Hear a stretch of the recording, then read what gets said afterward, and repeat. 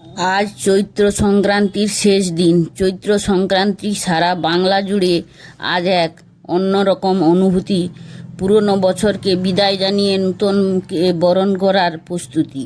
গ্রামের মাটিতে আজও শোনা যায় ঢাকের শব্দ, মেলার ভিড় আর ভক্তদের অগাধ বিশ্বাস। চড়ক পূজা একটা উৎসব নয়, এটা ভক্তি আর আত্মত্যাগের প্রতীক। ভক্তরা কঠিন সাধনা করে শিব ঠাকুরের আশীর্বাদ পাওয়ার জন্য, নিজেদের উৎসর্গ করে, চড়ক গাছ নিয়ে ঘূর্ণন করে। যে আগুন, যে মন্ত্র, সব মিলিয়ে এক রহস্যময় পরিবেশ তৈরি হয়। এই পূজার মাধ্যমে মানুষ বিশ্বাস করে জীবনের সব কষ্ট দূর হবে, নতুন বছর আসবে, সুখ শান্তি। চৈত্র সংক্রান্তির মানেই শেষের মধ্যেও নতুন শুরুর আশা। সবাইকে জানাই সংক্রান্তির শুভেচ্ছা। জীবনে আসুক নতুন আলো ও নতুন স্বপ্ন।